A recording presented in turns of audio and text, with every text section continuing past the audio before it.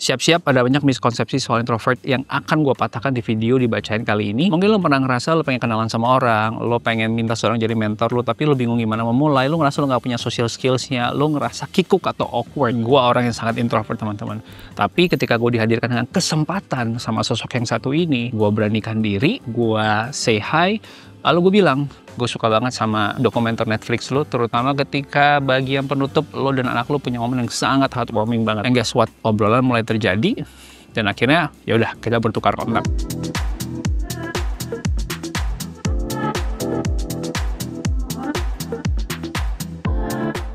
Apakah gue grogi? Yes, definitely. Tapi gue sudah mengasah skill gue untuk bisa membiasakan diri dengan kerugian tersebut. Jadi kata kunci di situ teman-teman yang pengen katakan, it's a skill yang bisa dilatih. Ini miskonsepsi yang paling berbahaya. Kita ngerasa karena kita introvert kita menjadi orang yang pemalu.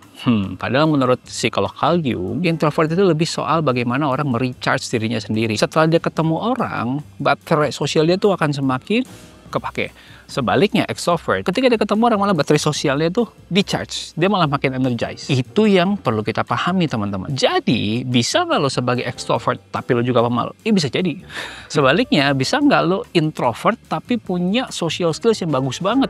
Bisa, karena networking skills itu bisa dilatih teman-teman. So, sebagai solusinya gue akan share hal-hal yang udah gue praktekin sama bertahun-tahun networking plus insight dari buku Taking the Work Out of Networking karya Karen Wicker. Dia adalah salah satu eksekutifnya Google, juga pernah di Twitter sebagai director. Pengalaman di Silicon Valley sama lebih dari 30 tahun. Enjoy the ride, live langsung dari Yoyogi Park di Jepang. Pilar pertama, introvert itu bukan kekurangan. Introvert itu bahkan punya kelebihannya sendiri. Menurut Karen Wicker, justru para introvert yang punya superpower untuk menjalin hubungan. Kenapa? Ada 3 superpowernya. 1, active listening skills. 2, observant. 3, curiosity. Gue gali lebih dalam ya. Pertama, active listening skills memungkinkan kita untuk lebih nyimak apa yang orang ngomongin. Kita lebih bisa membaca between the lines, di balik apa yang dia sampaikan sebenarnya pengen ngomongin apa. Di tangannya dia manggil gue, sayang. Suami itu udah bisa ngerasain tuh, nih sayangnya agak beda nih. Kayak mau ditempeleng gue nih kayak, sayang gitu. Nah, karena kita perhatian gitu ya sama perintilan-perintilan di setiap kata-katanya, diksi yang dipakai. Cara kita biasanya untuk bisa lebih listening lebih baik adalah dengan mengajukan pertanyaan yang tepat. Ya, ask the question first and then we can talk later. Menurut penulis, coach dan workplace expert namanya Amy Gallo, dia bilang, asking questions based on what may have been left unsaid can show the other person that you are listening deeply. It can make them feel supported and lead to insight for both of you. Ingat, gue juga pernah bahas di dalam buku Dale Carnegie, How to Make Friends and Influence People. Gue akan kasih linknya di sini. Itu penting banget dibaca. Salah satu yang di-share di situ adalah orang tuh seneng banget ngedenger suara mereka sendiri, ngedenger nama mereka sendiri. Kisah mereka tuh didengar. Jadi punya rasa penasaran tersebut. Buat memudahkan lo semua, gue udah bikinin list kalimat pembuka obrolan yang bisa lo pakai. Akan muncul di layar nih teman-teman. Di berbagai konteks yang berbeda. Lagi di nikahan teman, lagi di event, lagi di pantry kantor. Silakan pakai. Kalau ngerasa manfaatnya nanti tag gue di Instagram ya @felixsandro. Sekarang yang kedua superpower kita adalah observant. Artinya kita mengamati detail-detail kecil. Misalnya nih contohnya gue. Ketika gue baru ketemu orang dan gue pengen ngajak ngobrol, gue akan perhatiin, wih dia pakai jam tangan apa? Dia sama-sama pakai Garmin kayak gue nih. Jangan-jangan dia suka lari, jangan-jangan dia suka naik gunung, jangan-jangan dia suka olahraga juga. Itu udah bisa menjadi pembuka obrolan. Gue nggak perlu pusing-pusing cari topik gitu. Atau misalnya gue suka kacamata dia, gue bisa bilang, ih bro, kacamata lu lucu banget, lu dapet di mana? Dan itu bisa menjadi pembuka obrolan. Kebayang teman-teman ya, attention to detail introvert itu biasanya bagus. Misal nih, ada satu username namanya Wobbly Ninja. Itu gue lebih inget username-nya awal-awal. Pas kita ketemu langsung, terus bilang, hey bro, gue Indra, gue sering ngobrol sama lo di DM gitu ya. Tapi belum pernah ketemu. Oh ya, username-nya apa? Wobbly Ninja. Oh, gue langsung inget. Nah, so, pakai itu teman-teman yang menjadi superpower-nya kita. Justru jangan bikin introvert itu menjadi alasan yang bikin kita ngerasa kecil karena kita selalu berdalih. Introvert lah yang bikin gue jadi nggak bisa ngapa-ngapain. Introvert lah yang bikin gue jadi nggak berani. Padahal sebenarnya ada superpower yang bisa kita manfaatkan. Lo nggak tahu aja kalau itu superpower. Oke? Terakhir, superpower introvert itu adalah curiosity atau rasa penasaran. Gue nggak perlu ngejelasin lagi deh. Raditya Dika aja pengen anaknya tuh punya rasa curiosity yang tinggi. Simak nih. Karena memang buat gue pengen punya anak yang penasaran. Jadi kalau anak penasaran itu bisa ngalahin anak yang pintar. Karena anak pintar dari lahir ya emang cerdas aja. Tapi kalau dia terus penasaran, itu kan dia bisa nguliknya jauh kan. Checkpoint dulu. Ingat 3 superpower introvert apa?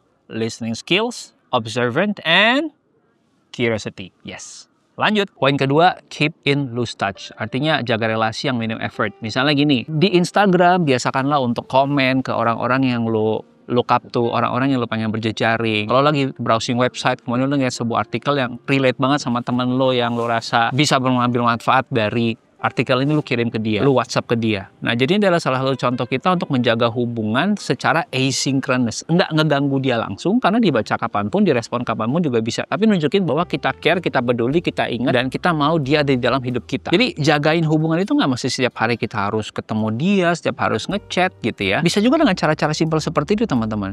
Yang penting, kita bisa menjadi top of mind-nya dia, dan juga dia bisa menjadi top of mind-nya kita. Paham ya? Poinnya adalah lu nurture the relationship bahkan sebelum lu butuh. Karena lu nggak pernah tahu kapan lu butuh. Jadi memang benar-benar berteman tanpa ada agenda khusus aja gitu, teman-teman. Ketika momennya datang dan lu membutuhkan, pertemanan itu sudah ada dan sudah lu rawat, sudah berbuah, sehingga ya lu tinggal panggil aja tuh temen lu. Reminder teman-teman, salah satu hukum networking yang paling penting adalah give and take. Jangan memperlakukan orang seperti sebuah personal ATM. Lo datang ketika lo butuh doang. Ketika lo nggak butuh, bye. Lo nggak kontak mereka sama sekali.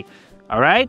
Catat baik-baik. Poin ketiga, weak ties matters. Hubungan-hubungan yang mungkin kelihatannya kayak sepintas, sekilas, tapi kita nggak pernah tahu itu akan jadi sesuatu yang berharga di masa depan, teman-teman. Misalnya mantan teman sekantor lu, orang-orang yang di-join di dalam salah satu komunitas lu, teman kuliah dulu, teman SMA dulu gitu ya. Gue suka banget quotes dari buku ini. People receive crucial information from individuals whose existence they have forgotten. Kok bisa gini? Karena kadang-kadang weak ties ini ada dalam circle profesional yang dimana berita itu beredar di antara mereka. Mereka bisa kasih kita akses ke informasi yang mungkin kita nggak pernah tahu sebelumnya kalau kita nggak ada di circle tersebut gitu ya. Cara kita untuk ngebangun weak ties ini gimana?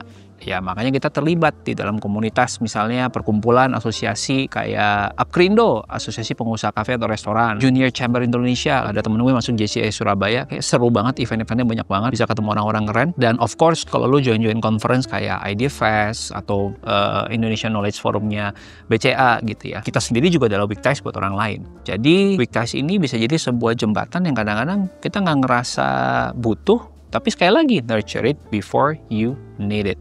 Nah, gue mau kasih tips nih teman-teman. Kalau lu pengen ngebangun weak ties ini, reach out ke mereka. Misalnya via LinkedIn, lu pengen minta orang menjadi mentor lu. Jangan datang kucuk-kucuk, halo kak, bisa nggak Saka menjadi mentor saya? Nggak begitu teman-teman. Lu harus tahu dulu kenapa lu reach out ke dia. Misalnya dia adalah seorang expert di dunia astronomi.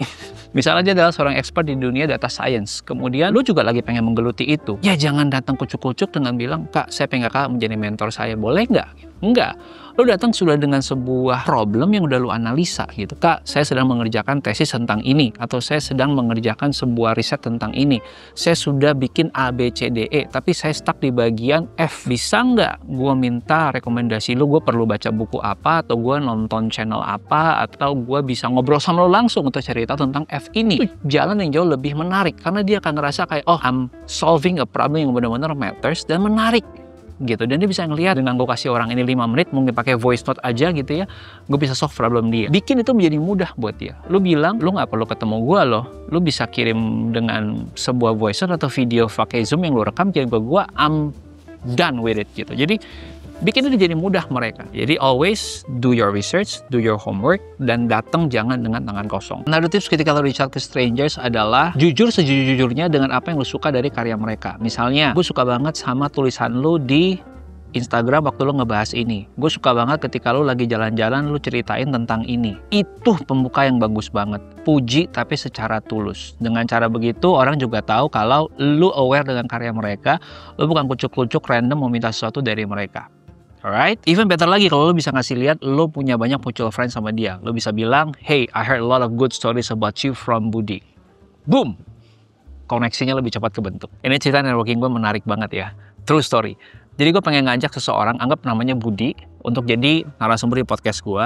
Dia jago banget soal miles, soal pesawat, soal travel. Tapi gue ngerasa dia udah posisinya tinggi banget gitu. Kayak, siapa gue? Dia mau main ke podcast gue gitu kan. Akhirnya gue putar otak, gue cari sosok kedua, sebut saja namanya Charlie. Dia juga jago miles, juga airline. Tapi gue punya mutual friend ke si Charlie ini, sehingga lebih mudah untuk gue jangkau. Akhirnya gue ngajak si Charlie ini, long story short, Charlie setuju untuk datang ke podcast gue. Bermodalkan ini, gue baru datang ke Budi. Terus gue bilang, Bud, gue suka banget sama konten lu soal ini, terutama yang ini, gue kebantu banget. Boleh nggak lu gue ketemuin sama temen gue namanya Charlie? Gue rasa lu berdua can really hit it off. You will get value juga dari obrolan ini. Tapi kebetulan obrolannya aja kita rekam dalam sebuah podcast. Would you do it? Dan akhirnya teman-teman, kejadian. Episode yang mana? Yang ini nih. Nah, jadi banyak banget cara kita bisa berjejaring bahkan sebagai introvert, teman-teman. Gue cerita ini untuk kasih tahu bahwa gue udah praktekin, nggak ngasal bacot, dan ada banyak banget cara yang bisa kita lakuin. Tinggal kita kreatif aja dan sadar kalau ini sebuah skill yang sekali lagi bisa kita latih. Soal ngasih extra value ini, ada satu orang yang jago banget untuk bisa masuk ke celah ini, namanya Alex Banayan dengan buku The Third Door. Kita juga udah pernah bahas, lalu bisa nonton di sini. Sekarang kita masuk ke pilar terakhir dari networking buat introvert. The art of small talk. Ini nih yang seringkali jadi momoknya buat kita para introvert ya teman-teman. Apa yang di pikiran lo kalau dengar kata small talk? Tapi nonton dulu video ini ya sebelum lo ngerasa, aduh gue nggak bisa, gue nggak kuat gitu ya. Gue respect sama content creator ini karena dia bisa datengin orang-orang secara random di cafe, di airport, dan dia bisa berkenalan. Simak. Orang daerah mana kok? Oh jauh banget main di sini. Tapi kerja dari sini. Nyantai-nyantai ya. Di bidang apa usahanya? Usaha pabrik. Dengan Om siapa sorry? Brian Om. Brian. Om saya berapa Om? Gue paham small talk ini kenapa bisa jadi draining banget buat kita introvert karena memang itu ngambil energinya kita, teman-teman.